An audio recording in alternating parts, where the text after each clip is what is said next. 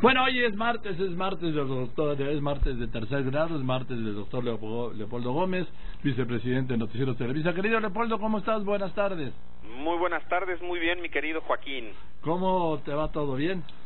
Pues me va bien, movido todo, ¿no? Pero me va bien a mí. A ver, eso es lo importante, así que se mueva lo demás. Sí, no, aunque luego las sacudidas llegan aquí también, ¿eh? pero que si llegan, ¿eh? Sí. A ver, Leopoldo, has hablado de los independientes, del voto, de la fragmentación, del impacto de Margarita. Cuéntanos. Pues sí, yo creo que sin duda la nota política de la semana pasada fue la renuncia de Margarita Zavala al PAN, que de alguna manera fractura, no por la mitad, pero ciertamente le hace una bolladura al PAN y también pone en jaque, creo yo, al Frente Ciudadano por México. Vamos a ver qué pasa con el PRD. Me supongo que a lo mejor los términos de esa alianza pueden cambiar, incluso hay quien dice que podría romperse esa alianza frente a, digamos, para el PRD frente a un PAN herido. Pues la alianza puede ya no tener tanto sentido, según dicen algunos. Yo creo que el frente va a seguir sin duda, pero la salida de Margarita Zavala sí creo que lo puso en jaque. Yo creo que lo que estamos viendo ya es un acomodo de las fichas sobre el tablero electoral que apunta en una dirección distinta, a lo mejor muy distinta de lo que fue la dinámica electoral en 2006 y 2012. Tú recordarás, Joaquín, que en esos años, al final de cuentas, lo que empezó haciendo una contienda entre tres partidos, sí, PAN, PRI y PRD, acabó siendo una contienda entre dos bloques, vamos a llamarlo así. De un lado López Obrador y sus votantes, y del otro lado se formó una suerte de bloque del voto anti-López Obrador. Digamos, el voto anti-AMLO se alineó primero en 2006 con el PAN y 6 años después con el PRI. Yo creo que ese fenómeno es el que explica en buena medida por qué el PAN ganó en 2006 y después por qué el PRI ganó en 2012. Yo creo que eso es lo que ya no veremos en esta ocasión. Es cierto que la candidatura de Margarita Zavala, lo mismo que la de otros independientes, fractura, digamos, pulveriza el voto, vamos a llamarle. Es decir, hay más opciones que van a jalar una parte del voto de los ciudadanos. Típicamente se ha dicho en estos últimos días que la salida de Margarita Zavala y su candidatura por la vía independiente, como la tendrá seguramente, beneficia al PRI, que es algo que beneficia al PRI porque le muerde algo de voto al que va a ser el candidato, supongo que Ricardo Anaya, del Frente Ciudadano. Yo veo que sí puede de inicio tener ese efecto. Es decir, no me extrañaría que en las encuestas en las próximas semanas veamos incluso que los posibles candidatos del PRI, que ahorita aparecen en tercer lugar en todas las encuestas, pues a lo mejor ya se acerquen al segundo lugar, que es del candidato del Frente Ciudadano, o Ricardo Anaya como candidato, incluso que lo pudieran llegar a rebasar. ¿Por qué? Pues porque Margarita Zavala se va a llevar un pedazo, no sé de qué tamaño, no sé si es 1%, no sé si es 5%, no sé si es 10%, pero un pedazo del voto del PAN, es decir, es voto que ya no va a ir al frente, sino que se va a quedar con Margarita como candidata independiente.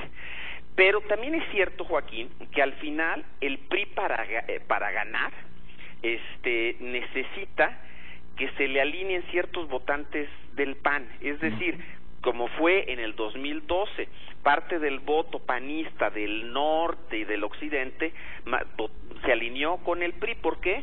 Pues porque básicamente fue un voto útil para frenar a López Obrador, para decirlo con claridad.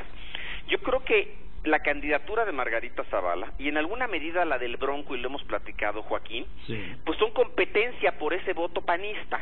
Es decir, el voto panista ahorita ya tiene varias opciones, y en ese sentido que se alinee con el PRI se ve más complicado. Ya no es la única opción que se les presenta, digamos, no es la única segunda opción que se les presenta a los panistas. Ahí está Margarita Zavala y en el norte seguramente también el Bronco. Ahora, por otra parte, otro elemento que veo en este nuevo escenario electoral, pues es la creciente separación entre el PAN y el PRI, y más concretamente entre los panistas y los priistas. Ya vimos en el Estado de México que la segunda opción para muchos panistas, Joaquín, no es el PRI, sino Morena. Y lo vimos precisamente pues en todo lo que le llaman el corredor azul, donde Morena tuvo resultados extraordinarios. Digamos, no se pensaría que un partido como Morena en ese corredor tuviera los votos que obtuvo. Además, yo creo que lo que estamos viendo ahorita en el discurso de Ricardo Anaya claramente es que el objetivo principal, al menos por el momento, es el PRI. Está dirigiendo todas sus baterías en contra del PRI. Así es que sospecho que algo similar va a pasar en la elección presidencial.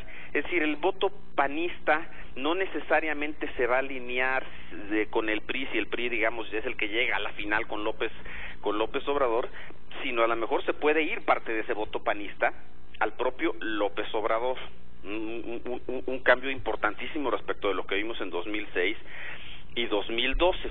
Y también creo que si el propio Ricardo Anaya fuera el que llega a la final, digamos, con López Obrador, que es el que todas las encuestas, al menos por el momento, lo traen en primer lugar, en fin, si llega Ricardo a la final, pues también va a ser difícil que se le alinee parte del voto priista, porque ha estado muy con un discurso antipriista, profundamente antipriista.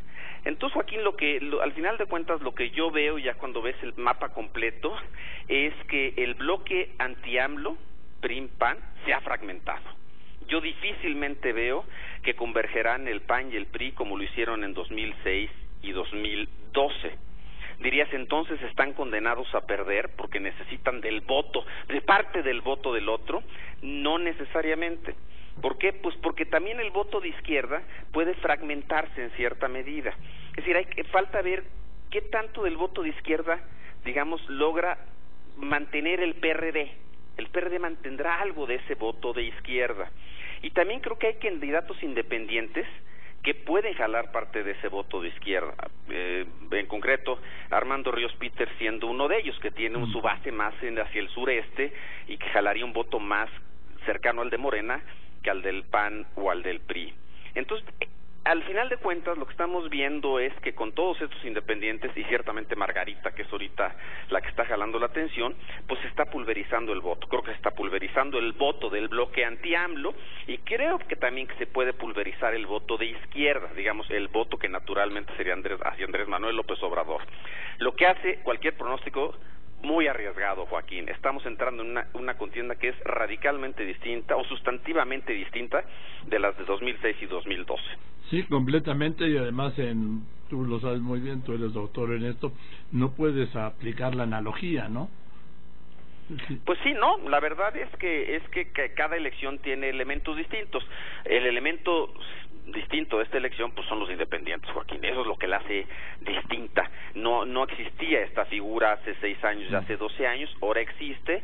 Yo la verdad no tenía expectativas de que se fueran a registrar independientes con capacidad para juntar las firmas.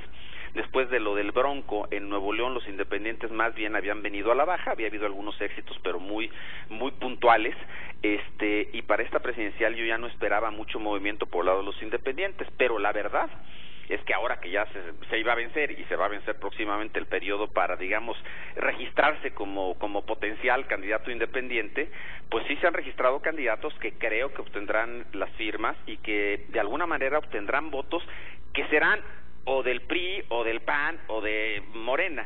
Se registró Margarita, o se va a registrar Margarita Zavala, tienes el Bronco, tienes Armando Ríos Peter, Pedro Ferriz, es decir, gente que creo que puede juntar esas firmas y que de algún lugar tendrá que sacar sus votos, y entonces eso hace la dinámica electoral muy distinta, Joaquín. Ahora, Leopoldo, está el factor de los no definidos, estamos hoy a 200, ¿qué? A 265 días de la elección. Yo creo que el grueso de los ciudadanos tienen un voto no definido, no sé qué opines. Así es, Joaquín, pero también lo que es cierto es que no sabemos si parte de ese electorado que no se ha definido, que no tiene una preferencia, que en las encuestas no muestra una preferencia, al final de cuentas va a votar o no va a votar también. Exacto. Porque al final, pues digo, las tasas de participación, pues si son muy altas, estará por el 60%, quiere decir que 40% del electorado no va a votar. Tengo la impresión que ese electorado es más fácil, digamos, esos ciudadanos que no votan, es más fácil que vengan de los que en las encuestas en este momento y en adelante irán diciendo que no tienen ninguna preferencia. La verdad es que no lo sé a ciencia cierta, pero tengo esa impresión. En fin, que todo puede ir cambiando en el camino, ciertamente. Pero creo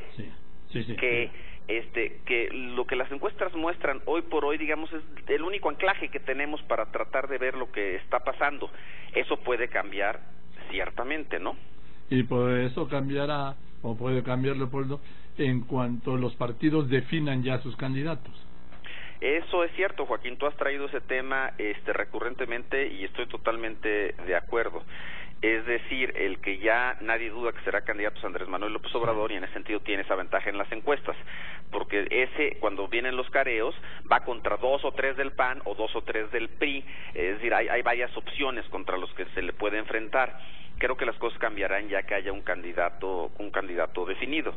Ahora, la otra interrogante en esta elección va a ser qué tanto éxito pueden tener los independientes, y el éxito no necesariamente es ganar la elección, sino qué tanto voto pueden obtener. Como tú sabes, Joaquín, y lo hemos platicado también, pues las condiciones son muy inequitativas en perjuicio de los independientes. Sí. Si tú ves, digamos, en términos de prerrogativas, sean estos de dinero, financiamiento público, o en términos de acceso a medios de comunicación, pues tienen una fracción, pero chiquitita, de los tiempos para ellos. Se divide entre muchos partidos, los independientes se considera como si fuera un partido de recién creación, de ahí ya nada más hace que participen en parte, digamos, del dinero público, luego ese dinero público se tiene que dividir para los candidatos independientes a presidentes, a senadores, a diputados, y el que es para presidentes entre todos los candidatos que obtengan el registro. Es decir, al final, si hay 3 candidatos independientes, pues les va a tocar muy poquito dinero público y acceso a medios bastante restringido. Aún así, pueden obtener un porcentaje significativo de los votos. Creo que sí. También el estado de ánimo ahorita del electorado, Joaquín, me parece bastante impredecible, ¿no? Lo hemos visto en otros países y también lo hemos visto en México. Bueno, el caso más sonado, pues el del Bronco hace un par de años allá en Nuevo León. ¿Qué está leyendo el electorado? ¿Qué está buscando? Pues a ciencia cierta todavía no lo sabemos, Joaquín. Ahora, Leopoldo, el hecho es que si ya sumamos a Margarita Zavala, el Bronco, a Ferrer y Ríos Peter, pues yo creo que entre todos pueden rascar entre 12 y 15 puntos. Yo pensaría que sí, la verdad sí pensaría, Joaquín, que por ahí puede ser, y eso ya pues cambia las cosas, ¿no? Al final son muchos puntos, dado que, pues digo, si ves qué pasó en 2006 y en 2012, en 2006 el ganador tuvo 35% del voto, en 2012 como 38%, pero ya son votos, digamos, muy por abajo del 50%.